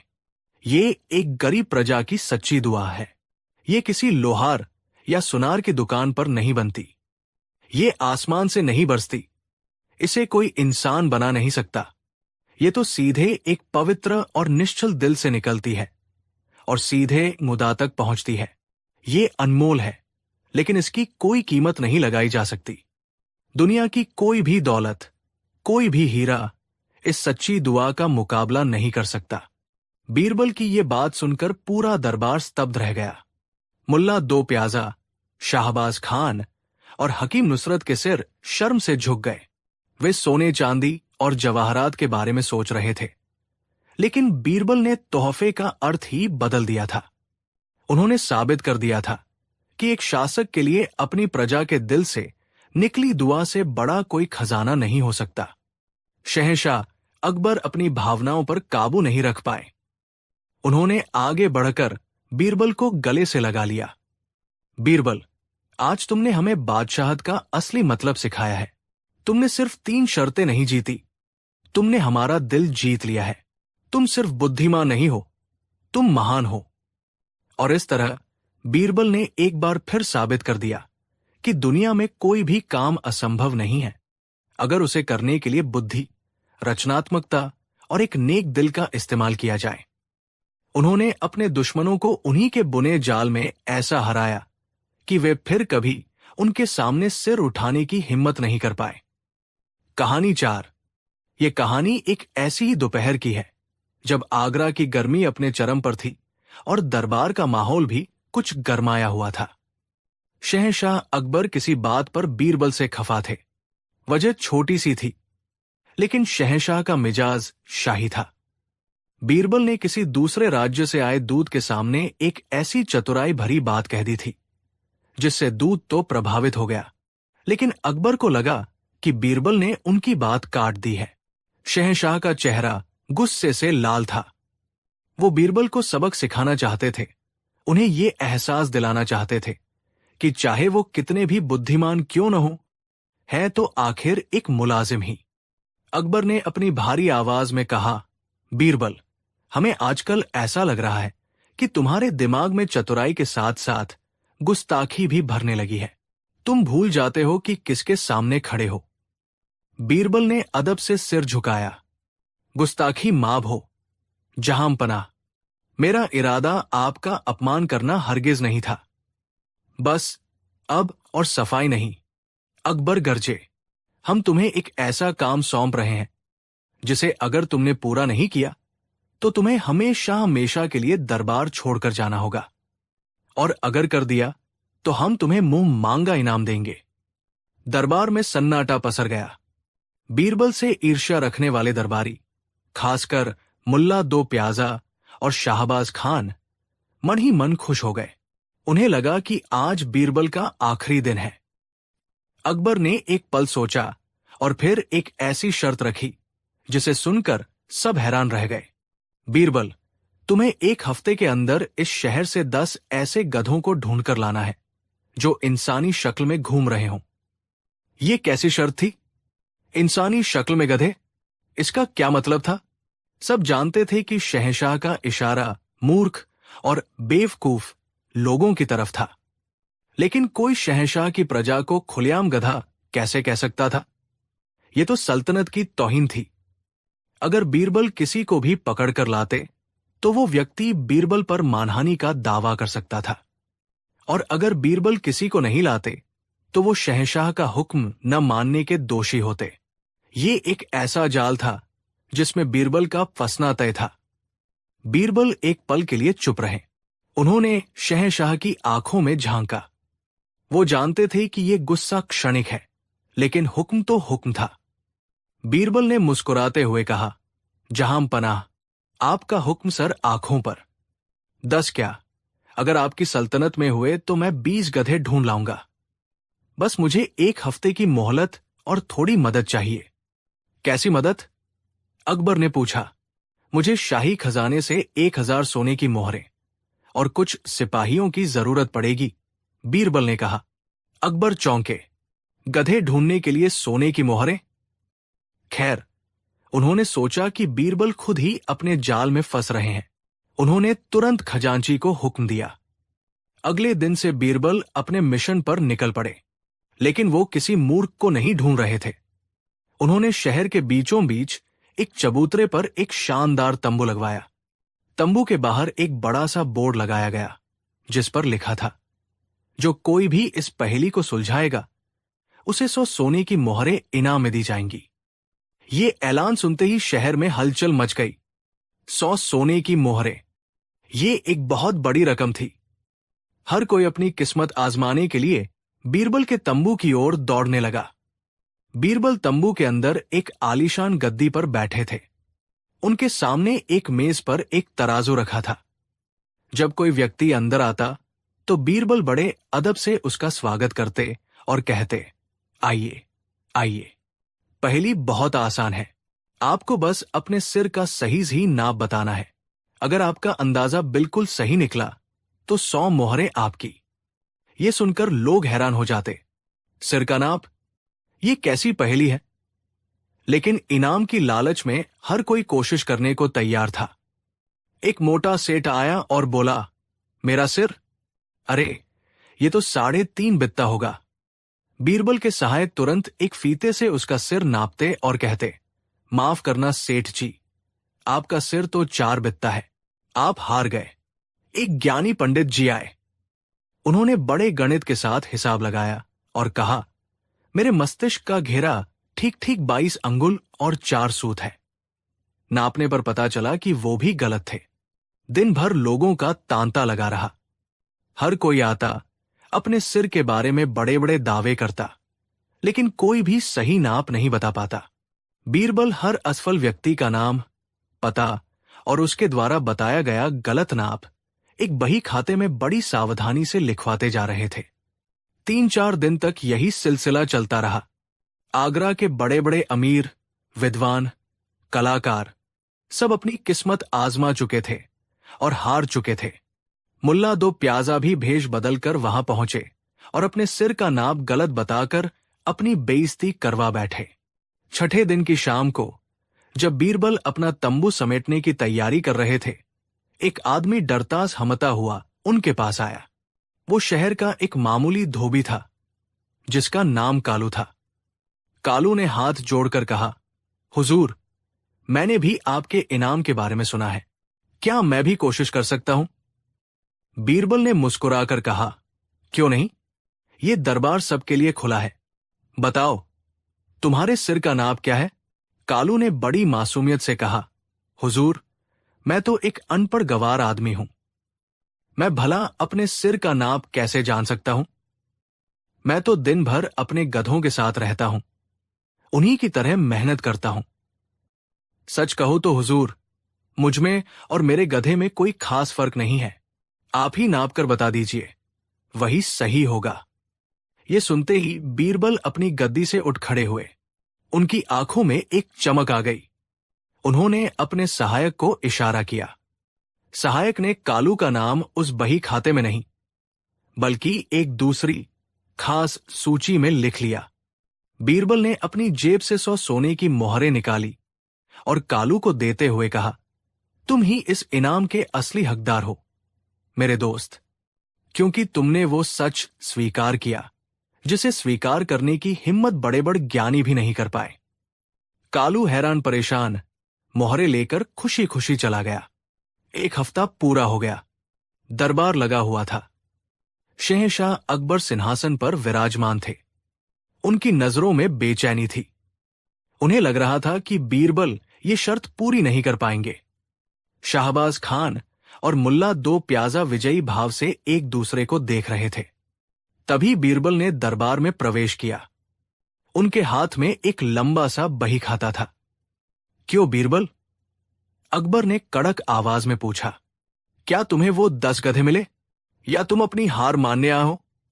बीरबल ने सिर झुकाकर कहा, आलम पनाह, आपकी सल्तनत बहुत महान है। यहां गधों को ढूंढना बहुत मुश्किल काम था, लेकिन आपकी इनायत से मुझे 10 नहीं बल्कि पूरे 999 गधे मिले हैं। ये सुनते ही पूरे दरबार में जैसे भूचाल आ गया। 999? क्या बकवास है! अकबर चिल्लाए। कहाँ है वो सब? पेश करो उन्हें हमारे सामने। बीरबल ने वो मोटा बही खाता शहंशाह के सामने रख दिया। जहांपनाह, ये रही उन सभी महानुभावों की सूची, उनके नाम और पते के साथ। ये वो लोग हैं जो इस साधारण सी बात को नहीं जानते कि उनके सिर का नाप क्या है, लेकिन फिर भी वो इसके बारे में बड़े बड़े दावे करते हैं और खुद को महाज्ञानी समझते हैं। जो व्यक्ति अपने शरीर के बारे में ही नहीं जानता लेकिन दुनिया को ज्ञान देने चला है, उसे आप क्या कहेंगे? अकबर ने बही खाते के पन्ने पलटे। उसमें शहर के बड़े बड़े नामी गिरामी लोगों के नाम थे, यहां तक कि उनके कुछ दरबारियों और मुल्ला 2 प्याजा का भी नाम था। अकबर का गुस्सा अब हंसी में बदल रहा था। वो बीरबल की चतुराई समझ गए थे। ठीक है बीरबल, मान लिया हमने, ये तो हुए 999, लेकिन हमने तो 10 मांगे थे। बाकी के कहाँ हैं? मुल्ला 2 प्याजा ने अपनी इज्जत बचाने की कोशिश करते हुए कहा। बीरबल ने एक गहरी सांस ली। अब वो पल आ गया था जिसका सबको इंतजार था। उन्होंने बड़ी गंभीरता से कहा, 10वां गधा ढूंढने में मुझे सबसे ज्यादा मेहनत लगी। जहांपनाह, वो आसानी से हाथ नहीं आ रहा था। तो कौन है वो 10वां? अकबर ने उत्सुकता से पूछा। बीरबल ने एक कदम आगे बढ़ाया, शहंशाह की आंखों में आंखें डाली और बड़ी हिम्मत के साथ लेकिन अदब से कहा, जहांपनाह, गुस्ताखी की हद से भी बड़ी गुस्ताखी माफ हो, लेकिन 10वां गधा मैं हूं। दरबार में सुई पटक सन्नाटा छा गया। हवा ने चलना बंद कर दिया। लोगों ने अपनी सांसें रोक ली। बीरबल ने खुद को गधा कह दिया था। यह तो अविश्वसनीय था। अकबर भी अवाक रह गए। तुम खुद को गधा क्यों कह रहे हो बीरबल? बीरबल ने सिर झुकाए हुए जवाब दिया, आलमपनाह, एक गधा ही तो दूसरे गधों को पहचान सकता है और उन्हें ढूंढने निकल सकता है। अगर मैं गधा ना होता तो मैं भला ये गधों वाला काम अपने सिर पर क्यों लेता? एक बुद्धिमान व्यक्ति कभी भी इंसानों की शक्ल में गधे ढूंढने जैसा मूर्खतापूर्ण काम नहीं करेगा। ये काम मुझे सौंपा गया और मैंने इसे बिना सोचे समझे स्वीकार कर लिया, इसलिए 10वां गधा मैं ही हूं। बीरबल की इस हाजिर जवाबी और खुद पर व्यंग्य करने की कला ने अकबर को निरुत्तर कर दिया। उनका सारा गुस्सा काफूर हो गया। वो अपनी हंसी रोक नहीं पाए और जोर जोर से हंसने लगे। उनकी हंसी के साथ पूरा दरबार भी हंस पड़ा। मुल्ला दो प्याजा और शाहबाज खान का चेहरा शर्म से लाल हो गया था। अकबर ने हंसते हंसते कहा, मान गए बीरबल, मान गए। तुम्हारी बुद्धि का कोई जवाब नहीं। तुमने न सिर्फ हमारी शर्त पूरी की बल्कि हमें ही निरुत्तर कर दिया। लेकिन तुमने तो सिर्फ 10 ही बताए। हमारी शर्त के अनुसार तुम्हें 11वां भी बताना होगा। बीरबल ने एक पल सोचा और फिर एक और धमाका किया। जहांपनाह, आपने 10 मांगे थे, मैंने 11वां भी ढूंढ लिया है। कौन है वो? अकबर ने और भी उत्सुकता से पूछा। बीरबल ने कहा, जहांपनाह, वो व्यक्ति जो इंसानों से गधों को पहचानने की उम्मीद करता है, जो ऐसे बेतुके और असंभव काम सौंपता है और फिर उन गधों की गिनती में दिलचस्पी भी लेता है। माफ कीजिएगा आलमपनाह, लेकिन 11वां। बीरबल ने अपनी बात अधूरी छोड़ दी, लेकिन उनका इशारा साफ था। अब अकबर को समझते देर नहीं लगी कि बीरबल ने बड़ी चतुराई से उन्हें भी उसी श्रेणी में खड़ा कर दिया है। एक पल के लिए उनके चेहरे पर हैरानी आई, लेकिन फिर वो बीरबल की हिम्मत और सच्चाई की दाद दिए बिना नहीं रह सके। उन्होंने सिंहासन से उठकर बीरबल को गले से लगा लिया। शाबाश बीरबल, तुमने आज साबित कर दिया कि सच्चा बुद्धिमान वही है जो न सिर्फ दूसरों को आईना दिखाए बल्कि जरूरत पड़ने पर खुद को और अपने बादशाह को भी आईना दिखाने से न डरे। तुम्हारी ये गुस्ताखी हमें किसी भी इनाम से ज्यादा प्यारी है। और इस तरह बीरबल ने न सिर्फ एक असंभव शर्त को पूरा किया बल्कि शहंशाह को उन्हीं के खेल में ऐसी मात दी जिसे दरबार में बैठा हर व्यक्ति जिंदगी भर नहीं भूल पाया। ये कहानी हमें सिखाती है कि बुद्धि का सबसे बड़ा प्रमाण दूसरों को मूर्ख साबित करना नहीं बल्कि विनम्रता और हास्य के साथ सच को स्वीकार करने की हिम्मत रखना है। कहानी 5। आगरा शहर की एक संकरी गली में, जहां सूरज की रोशनी भी बड़ी मुश्किल से अपना रास्ता बना पाती थी, पंडित शिवदत्त का एक छोटा सा मिट्टी का घर था। घर छोटा था, लेकिन शिवदत्त का दिल और उनकी आस्था बहुत बड़ी थी। वे भगवान के परम भक्त थे, दिन रात पूजा पाठ में लीन रहते और जो कुछ भी भिक्षा में मिलता उसी से अपने और अपनी पत्नी रमा के लिए 2 वक्त की रोटी का जुगाड़ करते। गरीबी ने उनके शरीर को भले ही कमजोर कर दिया था, पर उनकी आत्मा की चमक को कभी फीका नहीं कर सकी। एक दिन पंडित शिवदत्त के मन में अपने पितरों के लिए एक विशेष अनुष्ठान करने का विचार आया। शास्त्रों में इस अनुष्ठान का बड़ा महत्व बताया गया था और इसे करने के लिए 1.25 सेर, लगभग 1.25 किलो पवित्र और शुद्ध गेहूं की आवश्यकता थी। शिवदत्त ने अपनी पत्नी रमा से कहा, रमा, हमारे पूर्वजों की आत्मा की शांति के लिए हमें ये अनुष्ठान करना ही होगा, पर चिंता यह है कि हमारे घर में तो एक मुट्ठी अनाज भी नहीं है। सवा सेर गेहूं का प्रबंध कहां से होगा? रमा की आंखों में चिंता तैर गई। उन्होंने घर के खालिर्तनों की ओर देखा और एक गहरी सांस लेकर बोली, स्वामी, आप चिंता न करें। ईश्वर ने जब ये इच्छा आपके मन में डाली है तो वही कोई रास्ता भी दिखाएगा। आप गांव के सबसे बड़े सेठ धनराज मल के पास जाकर देखिए। सुना है कि वो जरूरतमंदों की मदद करते हैं। पंडित शिवदत्त को ये विचार अच्छा नहीं लगा। वे सेठ धनराज की कीर्ति और कुकीर्ति दोनों से परिचित थे। धनराज जितना धनी था उससे कहीं ज्यादा लालची और मक्कार था। उसकी मदद के जाल में जो एक बार फंस जाता उसका निकलना मुश्किल हो जाता था। लेकिन इस समय शिवदत्त के पास कोई और चारा भी तो नहीं था। अपनी आस्था और विवशता के बोझ तले दबे वे भारी मन से सेठ धनराज की आलीशान हवेली की ओर चल पड़े।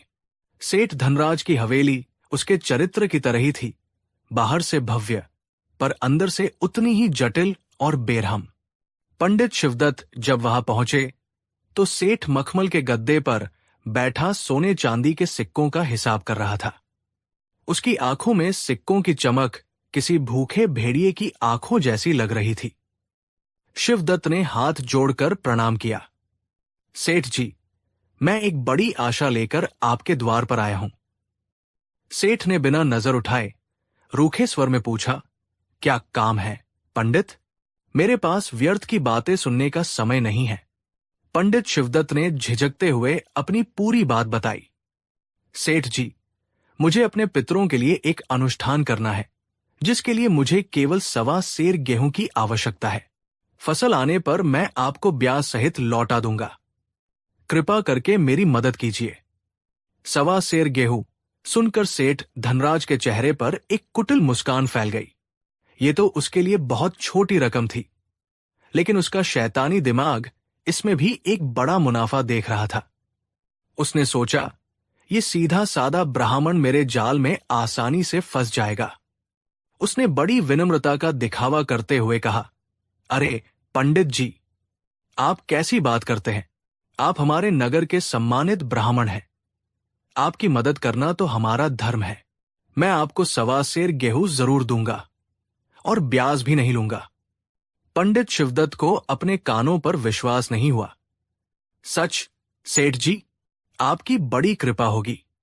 हाँ, बिल्कुल, सेठ ने कहा, पर मेरी एक छोटी सी शर्त है। मैं चाहता हूं कि जब 6 महीने बाद फसल कटे तो तुम मुझे यही गेहूं के दाने वापस लौटाओ। एक भी दाना इधर उधर नहीं होना चाहिए। मैं अपने अन्न का बहुत सम्मान करता हूं।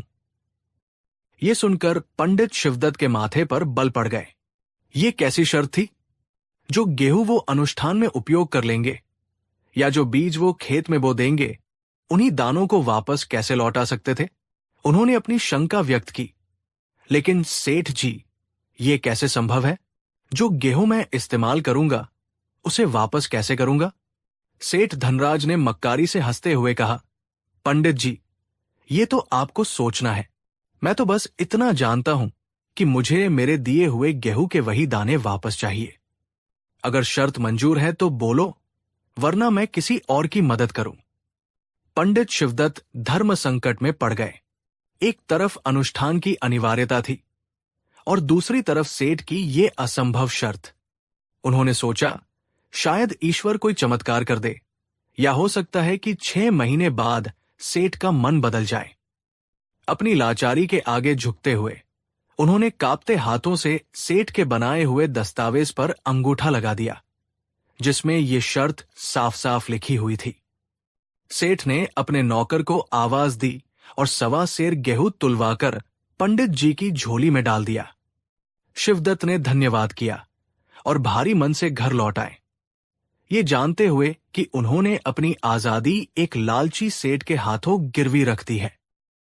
पंडित शिवदत्त ने उस गेहूं में से थोड़ा सा अनुष्ठान के लिए इस्तेमाल किया और बाकी को अपने छोटे से खेत में बो दिया।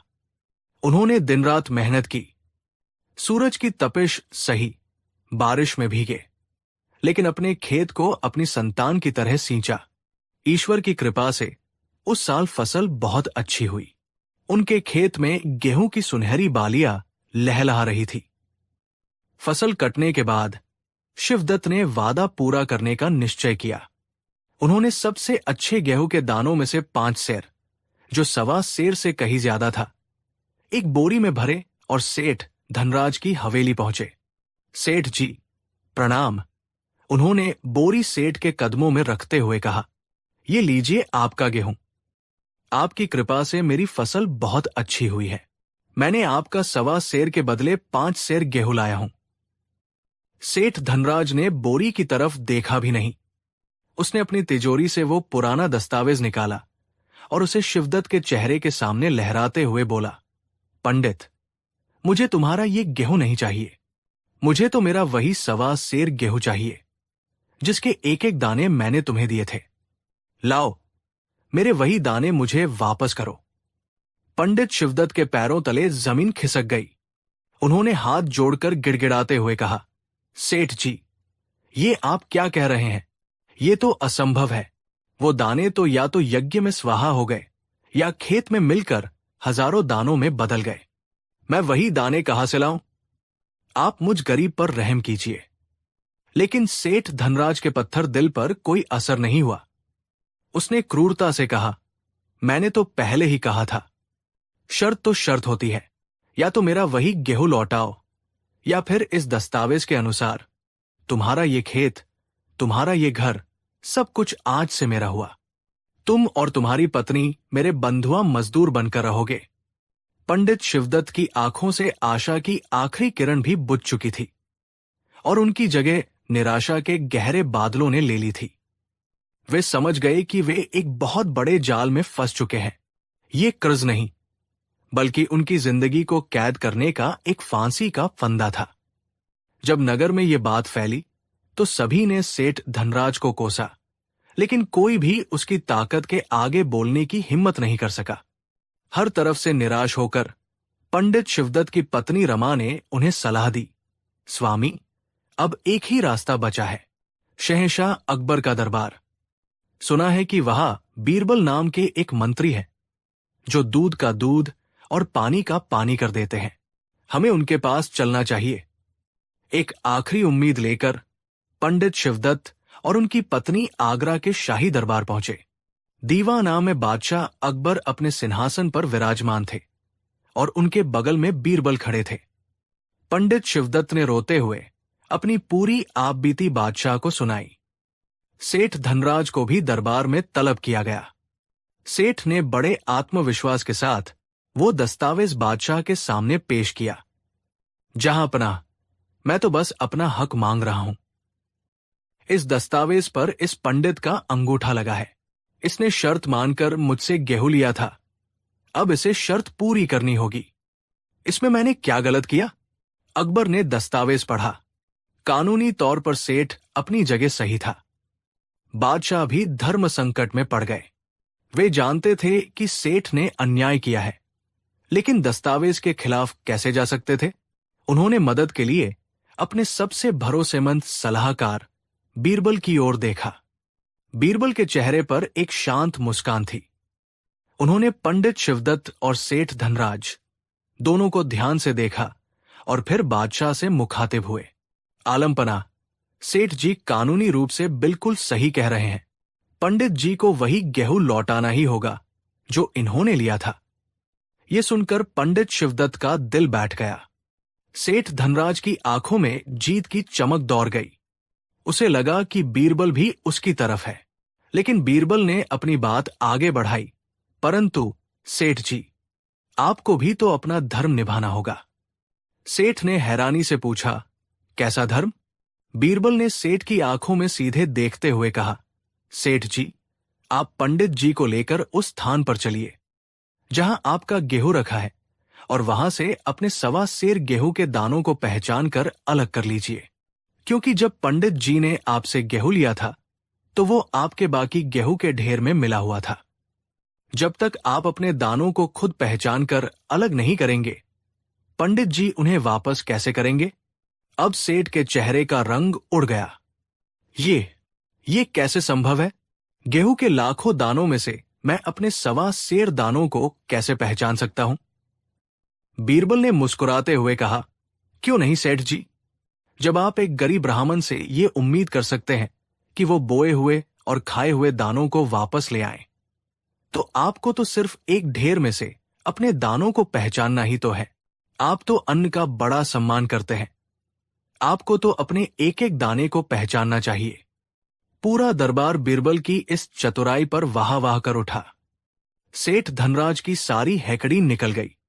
उसके पास बीरबल की इस दलील का कोई जवाब नहीं था। उसका चेहरा शर्म से झुक गया। बादशाह अकबर भी बीरबल की बुद्धिमानी देखकर प्रसन्न हो गए, लेकिन बीरबल अभी रुके नहीं थे। उन्होंने कहा, जहां पनाह, बात अभी खत्म नहीं हुई है। सब उत्सुकता से बीरबल की ओर देखने लगे।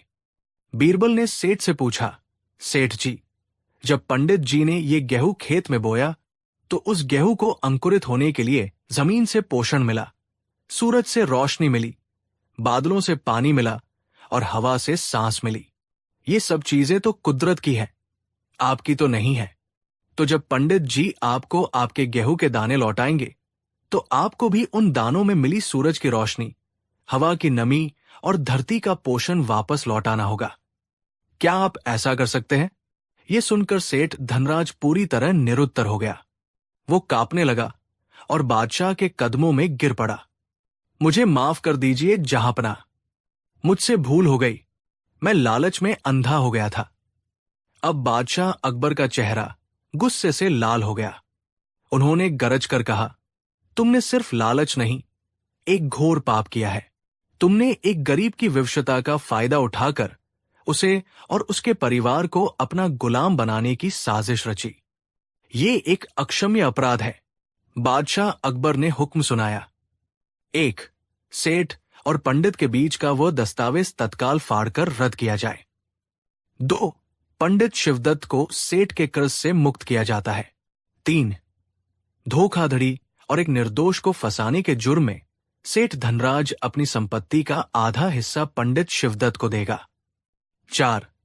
बाकी आधे हिस्से को शाही खजाने में जमा किया जाएगा और सेठ को 1 साल के लिए कारावास की सजा दी जाती है, ताकि उसे अपनी गलती का एहसास हो सके।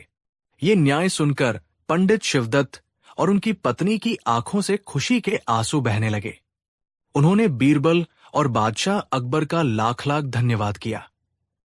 उस दिन आगरा के दरबार से सिर्फ एक फैसला नहीं, बल्कि एक संदेश भी गूंजा था कि लालच और अन्याय चाहे कितने भी शक्तिशाली क्यों न हो, सत्य और बुद्धि के सामने उन्हें एक दिन घुटने टेकने ही पड़ते हैं।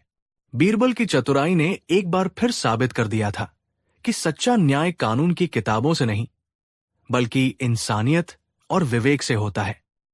कहानी 6। मुगलिया सल्तनत का सूरज जब अपने पूरे उफान पर था, तब आगरा का दीवान-ए-खास केवल एक दरबार नहीं, बल्कि हिंदुस्तान की प्रतिभा का सबसे बड़ा मंच हुआ करता था। यहां तलवारों की खनक से ज्यादा विचारों का टकराव होता था और शस्त्रों की शक्ति से अधिक शास्त्रों की गहराई को परखा जाता था। और इस मंच के सबसे बड़े जौहरी थे शहंशाह अकबर, जिनकी पारखी नजरें हमेशा सच्चे ज्ञान की तलाश में रहती थी। उनके नवरत्नों में बीरबल का स्थान सबसे अलग था। वो उस कोहिनूर की तरह थे जिसकी चमक के आगे सब फीके पड़ जाते थे। लेकिन जहां फूल होते हैं वहां कांटे भी होते हैं। बीरबल की प्रसिद्धि जहां सल्तनत का मान बढ़ाती थी, वहीं कईयों के दिलों में ईर्ष्या की आग भी जलाती थी। दरबारी तो मन मसोस कर रह जाते थे, लेकिन बीरबल की ख्याति अब सरहदों को पार कर दूर दराज के राज्यों तक पहुंच चुकी थी। एक दिन दरबार में एक ऐसी खबर आई जिसने माहौल में एक अजीब सी सरगर्मी पैदा कर दी। काशी, जो ज्ञान और पांडित्य का गढ़ माना जाता था, वहां से एक महान विद्वान पंडित विद्याधर शर्मा आगरा पधार रहे थे। विद्याधर कोई साधारण पंडित नहीं थे। वो तर्कशास्त्र के अजेय योद्धा माने जाते थे। कहा जाता था कि उनकी जिह्वा पर सरस्वती का वास था और उनके तर्क के तरकश में ऐसे ऐसे बाण थे जिनके सामने बड़े बड़े ज्ञानी भी नतमस्तक हो जाते थे। उनका नाम ही उनकी पहचान थी, विद्या को धारण करने वाला। खबर लाने वाले जासूस ने बताया, आलम पनाह, पंडित विद्याधर का मकसद सिर्फ आपकी सल्तनत की शान देखना नहीं है। उन्होंने खुले तौर पर यह घोषणा की है कि वो आपके नवरत्न बीरबल की बुद्धि को चुनौती देने आए हैं। उनका कहना है कि बीरबल की चतुराई सिर्फ कहानियों और चापलूसी का खेल है। सच्चे ज्ञान और तर्क के सामने वो एक पल भी नहीं टिक पाएंगे। ये सुनते ही दरबार में एक सन्नाटा पसर गया।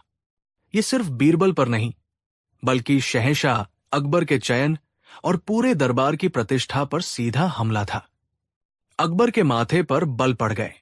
उन्हें बीरबल की काबिलियत पर कोई शक नहीं था, लेकिन वो विद्याधर के घमंड को भी तोड़ना चाहते थे। कुछ ही दिनों में पंडित विद्याधर का दरबार में आगमन हुआ।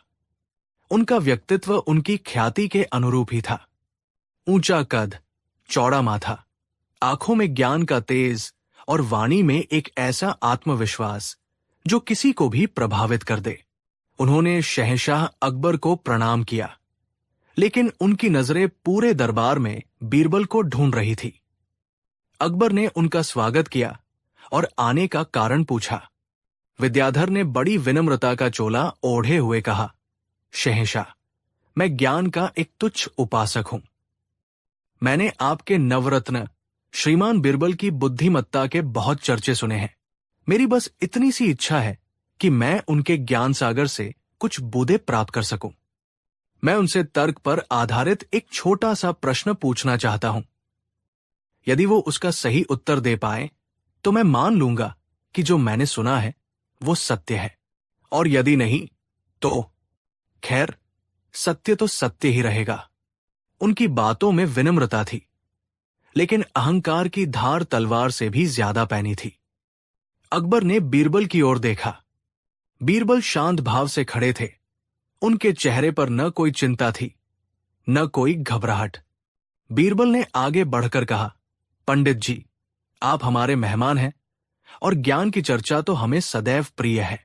आप निसंकोच अपना प्रश्न पूछ सकते हैं। विद्याधर के चेहरे पर एक विजयी मुस्कान तैर गई। उन्हें लगा था कि बीरबल शायद आनाकानी करेंगे, लेकिन उनकी सहज स्वीकृति ने विद्याधर के आत्मविश्वास को और बढ़ा दिया। ठीक है, विद्याधर ने कहा और पूरे दरबार पर एक नजर डाली। लेकिन मेरी एक शर्त है, शहंशाह। यह प्रश्न केवल बीरबल के लिए है। इसका उत्तर केवल हां या नहीं में नहीं दिया जा सकता। उत्तर तर्कपूर्ण और अकाट्य होना चाहिए। और अगर बीरबल उत्तर देने में असफल रहे तो उन्हें सार्वजनिक रूप से यह स्वीकार करना होगा कि तर्कशास्त्र के सामने उनकी चतुराई के किस्से झूठे हैं। शर्त बहुत बड़ी थी। दाव पर बीरबल की वर्षों की कमाई हुई इज्जत लगी थी। अकबर कुछ कहना चाहते थे, लेकिन बीरबल ने उन्हें आंखों के इशारे से रोक दिया और कहा, मुझे आपकी शर्त स्वीकार है। अब पूरे दरबार की धड़कनें तेज हो गई थी। हर कोई ये देखने को बेताब था कि विद्याधर अपने पिटारे से कौन सा ब्रह्मास्त्र निकालने वाले हैं। विद्याधर ने एक गहरी सांस ली, अपनी उंगलियों को आपस में फंसाया और सीधे बीरबल की आंखों में देखते हुए वो सवाल पूछा, जो इतिहास के सबसे मुश्किल सवालों में से एक बनने वाला था। उन्होंने पूछा, बीरबल, तुम अगला वाक्य जो कहोगे वो सत्य होगा या असत्य? सवाल हवा में तीर की तरह तैर गया और हर किसी के दिमाग में जाकर चुभ गया। एक पल के लिए किसी को कुछ समझ नहीं आया। ये कैसा सवाल था, इतना सीधा और सरल? लेकिन जैसे ही दरबारियों ने इस सवाल पर सोचना शुरू किया, उनके होश उड़ गए। ये सीधा नहीं, बल्कि एक ऐसा चक्रव्यूह था जिसमें घुसने का तो रास्ता था, पर निकलने का कोई नहीं। मुल्ला दो प्याजा, जो बीरबल की हार का सपना देख रहे थे, उनके दिमाग में लड्डू फूटने लगे। उन्होंने मन ही मन सोचा, फंस गया बीरबल, आज तो तुझे कोई नहीं बचा सकता। सवाल का जाल समझिए। अगर बीरबल कहते हैं, मेरा अगला वाक्य सत्य होगा, तो विद्याधर तुरंत कह सकते थे, अच्छा तो कहो वो वाक्य। और बीरबल कुछ भी कहते, विद्याधर उसे झूठा साबित कर सकते थे। मान लीजिए बीरबल कहते, आसमान नीला है। विद्याधर कह सकते थे, नहीं, रात में तो काला होता है। तुम्हारा वाक्य असत्य है। इस तरह बीरबल का पहला दावा ही झूठा हो जाता। और अगर बीरबल कहते हैं मेरा अगला वाक्य असत्य होगा, ये तो और भी खतरनाक था। अगर बीरबल ये कहते तो वो खुद ही मान रहे थे कि वो झूठ बोलने वाले हैं। और अगर वो इसके बाद कुछ भी कहते, जैसे सूरज पश्चिम से उगता है, तो ये एक झूठा वाक्य होता। लेकिन उनका पहला दावा था कि वो झूठ बोलेंगे, और उन्होंने झूठ बोला। इसका मतलब उनका पहला दावा सच हो गया। ये एक विरोधाभास था, एक ऐसा जाल जिसमें सच झूठ बन जाता और झूठ सच। अगर बीरबल चुप रहते तो वो शर्त के अनुसार हार जाते। अगर वो कोई और बात करते तो ये सवाल का जवाब नहीं होता। पूरा दरबार सन्न था। शहंशाह अकबर खुद इस तार्किक जाल में उलझकर रह गए थे। उन्हें पहली बार बीरबल के लिए सच में चिंता हो रही थी। ये कोई मामूली पहेली नहीं थी। ये तर्क का वो शिखर था जिसे भेदना लगभग नामुमकिन था। विद्याधर के चेहरे पर घमंड की चमक थी। वो जानते थे कि उन्होंने एक ऐसा सवाल बनाया है जिसका कोई जवाब नहीं है। उन्होंने बीरबल को पूरी तरह से निरुत्तर कर दिया था। बीरबल शांत खड़े थे। उनकी आंखें बंद थी, मानो वो किसी गहरे समंदर में उतरकर मोती ढूंढ रहे हों। दरबार में मिनट बीतते जा रहे थे और खामोशी बढ़ती जा रही थी। लोगों की कानाफूसी शुरू हो गई। लगता है आज बीरबल की छुट्टी हो गई। पंडित जी तो सच में महाज्ञानी है। अकबर ने माहौल को भांपते हुए कहा, पंडित जी, ये प्रश्न अत्यंत गूढ़ है। मैं बीरबल को इस पर विचार करने के लिए कल सुबह तक का समय देता हूं। विद्याधर ने मुस्कुराते हुए कहा, जैसी आपकी इच्छा, जहां पनाह। वैसे ज्ञान तो बिजली की तरह कौंधता है, उसके लिए समय नहीं लगता। खैर, मैं कल सुबह तक प्रतीक्षा करूंगा। उनका लहजा ऐसा था मानो वो कह रहे हों कि चाहे एक दिन ले लो या एक साल, जवाब तो तुम्हें नहीं मिलेगा। दरबार बर्खास्त हो गया। बीरबल चुपचाप अपने घर की ओर चले गए। उनके चेहरे पर पहली बार लोगों ने एक गहरी सोच की छाया देखी। उस रात बीरबल सो नहीं पाए। वो अपने बगीचे में टहलते रहे। चांदनी रात थी, लेकिन उनका मन अमावस के अंधेरे में डूबा हुआ था। वो जानते थे कि विद्याधर ने शब्दों का एक ऐसा पिंजरा बनाया है जिसके अंदर रहकर जवाब देना असंभव है। जवाब देने के लिए उन्हें उस पिंजरे से बाहर निकलना होगा। उन्हें तर्क को तर्क से नहीं, बल्कि बुद्धि की एक ऐसी छलांग से काटना होगा जिसकी विद्याधर ने कल्पना भी न की हो। सोचते सोचते उनकी नजर अपने माली पर पड़ी, जो एक छोटे पौधे को बड़े ध्यान से एक जगह से निकालकर दूसरी जगह लगा रहा था। बीरबल ने पूछा, काका, ये क्या कर रहे हो? माली ने जवाब दिया, हुजूर, इस पौधे की जड़ें यहां जमीन में ठीक से फैल नहीं पा रही थी। मिट्टी बहुत सख्त है, इसलिए इसे वहां नरम मिट्टी में लगा रहा हूं ताकि ये खुलकर बढ़ सके। माली की ये साधारण सी बात बीरबल के दिमाग में बिजली की तरह कौंध गई। उन्हें अपना जवाब मिल गया था। समस्या सवाल की मिट्टी में थी, जो बहुत सख्त थी। उन्हें जवाब का पौधा वहां लगाना था, जहां की मिट्टी नरम हो, जहां विद्याधर के तर्क की पकड़ कमजोर पड़ जाए। अगली सुबह दरबार का नजारा देखने लायक था। खचाखच भरी भीड़, हर किसी की आंखों में उत्सुकता और बेचैनी। विद्याधर अपने आसन पर किसी विजेता की तरह बैठे थे। शहंशाह अकबर के चेहरे पर भी तनाव साफ झलक रहा था। बीरबल ने दरबार में प्रवेश किया। आज उनके चेहरे पर कल वाली चिंता नहीं, बल्कि एक शांत और रहस्यमयी मुस्कान थी। विद्याधर ने व्यंग्य से कहा, तो बीरबल, क्या रात भर की सोच विचार के बाद आपको अपने ज्ञान का स्तर पता चल गया, या आपके पास मेरे प्रश्न का कोई उत्तर है? बीरबल ने सिर झुकाया और कहा, पंडित जी, आपके प्रश्न ने मुझे बहुत कुछ सोचने पर विवश किया। और हां, मेरे पास उत्तर है। सबके कान खड़े हो गए। विद्याधर ने चुनौती देते हुए कहा, तो बताओ, तुम्हारा अगला वाक्य सत्य होगा या असत्य? बीरबल ने एक गहरी सांस ली, अपनी नजरों को सीधा पंडित विद्याधर की आंखों में गड़ा दिया और एक ऐसा वाक्य कहा जिसकी किसी ने कल्पना भी नहीं की थी। बीरबल ने दृढ़ता से कहा, पंडित जी, आप मुझे इसी क्षण दरबार से बाहर फिंकवा देंगे। ये सुनते ही विद्याधर का चेहरा उतर गया। दरबार में पहले तो एक खामोशी छाई, फिर लोगों के दिमाग में बीरबल के कहे वाक्य का अर्थ गूंजने लगा। बीरबल ने एक नया चक्रव्यूह रच दिया था, जो विद्याधर के चक्रव्यूह से भी ज्यादा जटिल था। अब फंसने की बारी पंडित विद्याधर की थी। देखिए कैसे। अगर विद्याधर बीरबल के इस वाक्य को सत्य मानते हैं, तो उन्हें इसे सच साबित करने के लिए बीरबल को दरबार से बाहर फिंकवाना पड़ेगा। लेकिन वो एक मेहमान को, जिसने सच बोला हो, दरबार से बाहर कैसे फिंकवा सकते हैं? ये तो अन्याय होगा और शहंशाह के दरबार का अपमान।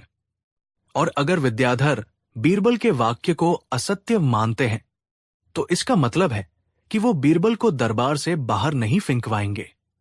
लेकिन अगर वो ऐसा नहीं करते, तो बीरबल का कहा वाक्य अपने आप सच साबित हो जाएगा। यानी झूठ को झूठ मानने पर वो सच बन रहा था। पंडित विद्याधर अपने ही बनाए जाल में बुरी तरह उलझ गए थे। अगर वो बीरबल को बाहर निकालते, तो बीरबल का वाक्य सच हो जाता, पर यह अन्याय होता।